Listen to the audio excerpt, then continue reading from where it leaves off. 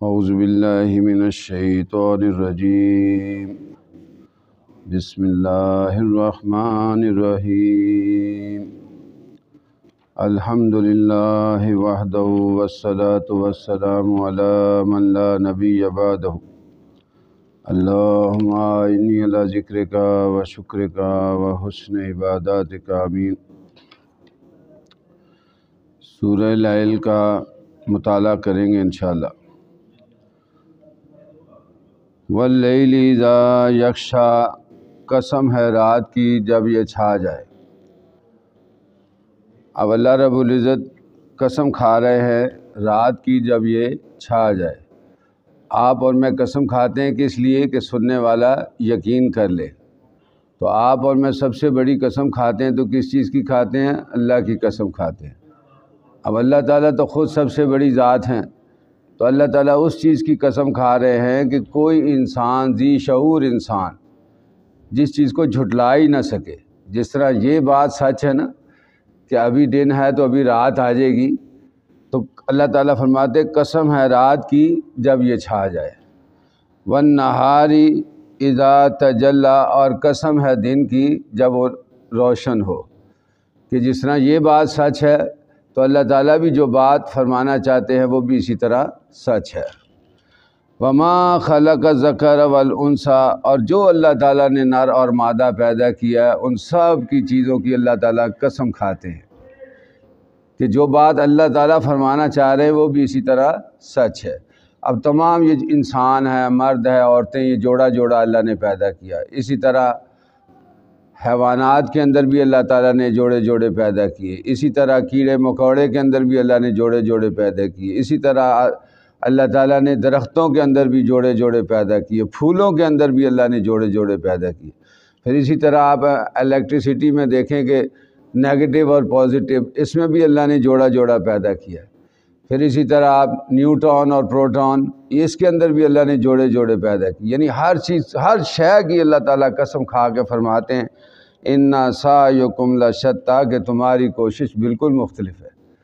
کہ جب جو تم اعمال کر رہے ہو نا، اپنے اعمال پر غور کرو کہ یہ نمازیں، یہ خیرات، یہ زکوٰۃ واقعتاً تم اللہ کی خاطر کر رہے ہو یا لوگوں کو دکھانے کے لیے، اپنی تعریفیں کروانے کے لیے، اپنے آپ کو نیک کہلانے کے لیے؟ ذرا اپنے اعمال پر غور کر لو۔ بات سمجھ؟ اللہ تعالیٰ فرماتے کہ اِنَّ سَعْيَكُمْ لَشَتَّىٰ، کہ تمہاری کوشش بالکل مختلف ہے۔ آپ کو مجھے ہر عمل کرنے سے پہلے، نماز پڑھنے سے، جو بھی کوئی نیکی کا کام کریں، سب سے پہلے آپ اور میں اپنی نیت کو چیک کریں کہ یہ کام میں اللہ کے لیے کر رہا ہوں۔ ہم نے معاشرے کے اندر بہت سارے لوگ دیکھیں کہ جہاں انسان کو دیکھتا ہے کہ بھئی یہاں میرا نقصان آئے گا، وہاں انسان اللہ کی اطاعت چھوڑ دیتا ہے۔ تو اس لیے اللہ تعالیٰ یہاں فرما رہے کہ اِنَّ سَعْيَكُمْ لَشَتَّىٰ، کہ تمہاری کوشش بالکل مختلف ہے۔ فَأَمَّا مَنْ آتَىٰ، پس جس کسی نے دیا، وَاتَّقَىٰ، اور پرہیزگاری اختیار کی، اللہ سے ڈرا۔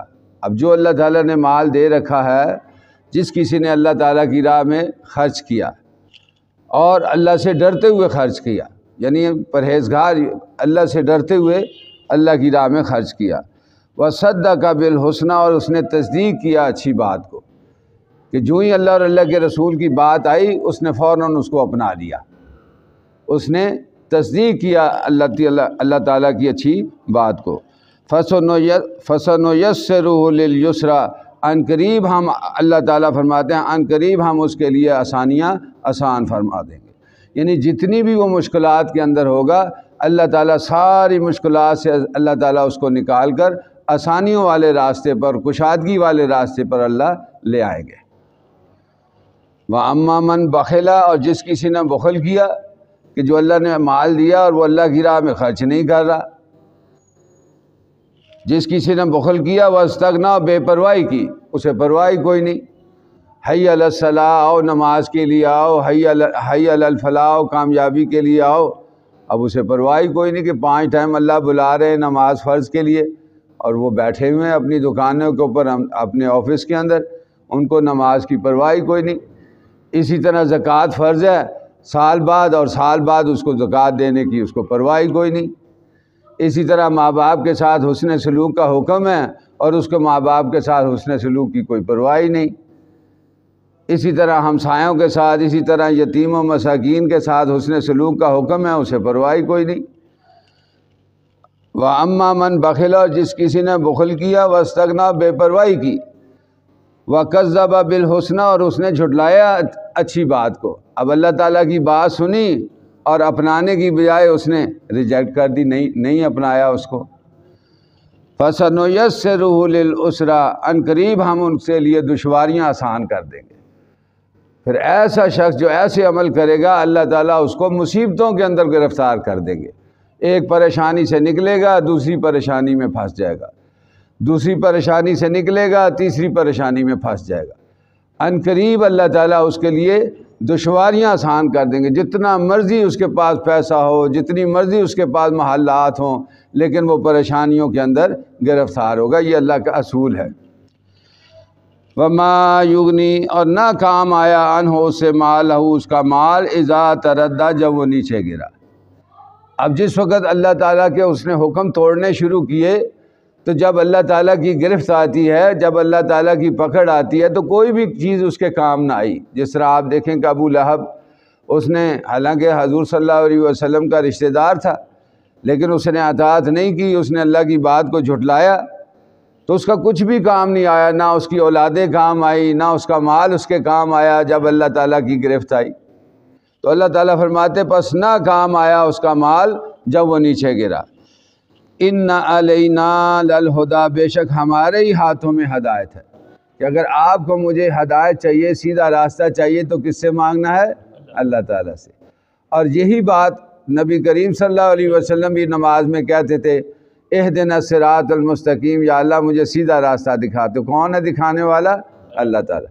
یہی آپ اور میں قیامت تک کے لیے ہر شخص جو ہے یہی دعا ہر نماز میں ہم کرتے ہیں کہ اے اللہ ہمیں سیدھا راستہ دکھا، اہدنا الصراط المستقیم، اللہ ہمیں سیدھا راستہ دکھا. یعنی آپ نے، میں نے امیدیں لگانی تو کس سے لگانی ہے؟ صرف اور صرف اللہ سے. وَإِنَّا، اور بے شک، لنا ہمارے ہاتھوں میں ہے، للآخرات، آخرت بھی، والأولیٰ، اور دنیا بھی. اگر آپ کو آخرت چاہیے تب بھی اللہ کے پاس ہے، اور دنیا چاہیے تو تب بھی اللہ کے پاس ہے. آپ نے دنیا والوں کی طرف نہیں دیکھنا کہ فلاں صاحب سے میری ملاقات ہو جائے تو میرا کام بن جائے گا، فلاں آفیسر سے میرا تعلق ہو جائے تو مجھے نوکری مل جائے گی. آپ نے کس کی طرف دیکھنا ہے؟ اللہ تعالیٰ کی طرف. اگر آپ کو دنیا چاہیے تب بھی اللہ سے مانگو، اگر آخرت چاہیے تب بھی اللہ سے مانگو. فَأَنذَرْتُكُمْ نَارًا تَلَظَّىٰ، پس میں تمہیں ڈراتا ہوں اس آگ سے جو بھڑک رہی ہے. یعنی اللہ تعالیٰ نے قیامت کو، جہنم کو تیار کر رکھا ہے. تو اللہ تعالیٰ فرماتے، آپ صلی اللہ علیہ وسلم فرما دیجئے کہ میں تمہیں ڈراتا ہوں اس آگ سے جو بھڑک رہی ہے. لا یصلہا، نہیں اس میں داخل ہوگا، الا الاشقیٰ، سوائے بدبخت کے. کون اس میں داخل ہوگا؟ صرف بدبخت آدمی.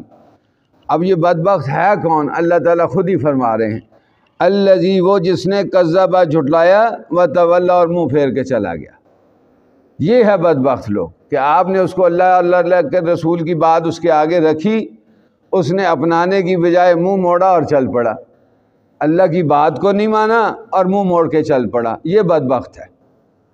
آپ نے اس کو نماز کی نصیحت کی، آپ نے اسے ماں باپ کے ساتھ حسن سلوک کی نصیحت کی، آپ نے اس کو ہمسایہ کے ساتھ اچھے برتاؤ کا حکم دیا، آپ صلی اللہ علیہ وسلم کا حکم سنایا، تو اس نے سنا اور سننے کے بعد جھٹلایا اور منہ موڑ کر چل پڑا. یہ کون ہے؟ یہ بدبخت ہے. یہ آگ میں داخل ہوں گے. وَسَيُجَنَّبُهَا الْأَتْقَىٰ، اور عنقریب بچا لیا جائے گا جو پرہیزگار ہے، جو اللہ سے ڈرا، جس نے اللہ کی بات کو سنا اور اپنا لیا، اس کو اس آگ سے اللہ تعالیٰ فرماتے ہیں بچا لیا جائے گا. یعنی یہ آگ میں داخل نہیں ہوگا. اب یہ جو بچایا جائے گا جہنم سے، یہ کون لوگ ہیں؟ الذی، وہ جو یوتی دیتا ہے، مالہ، اپنا مال، یتزکیٰ، کہ پاک ہو جائے.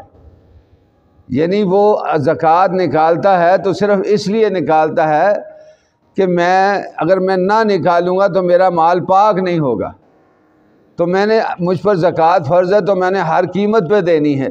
اب اس کے سب سے پہلے حقدار رشتہ دار آتے ہیں، اس کے بعد اس مساکین آتے ہیں، محتاج آتے ہیں، تو ان کو حق ان کا پہنچاتا ہے لیکن اس سے کوئی امید وابستہ نہیں لے، کوئی بدلہ لینا نہیں چاہتا، صرف کس لیے کہ اللہ اس سے راضی ہو جائے، یعنی اس لیے کہ اس کا مال پاک ہو جائے۔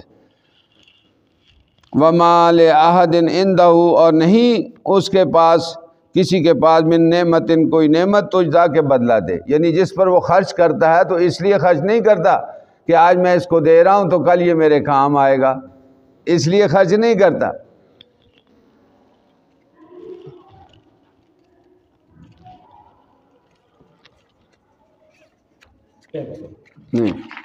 اِلَّا ابْتِغَاءَ، مگر حاصل کرنا وجہ ربہ الاعلیٰ، مگر اپنے رب کی رضا، یعنی صرف خرچ کرتا ہے تو کس لیے کہ میرے اللہ مجھ سے راضی ہو جائے، اور اس کا کوئی مقصد نہیں ہوتا، نہ اپنی تعریفیں کہلانا، نہ اپنے آپ کو نیک کہلوانا، نہ کسی کو دکھانے کے لیے۔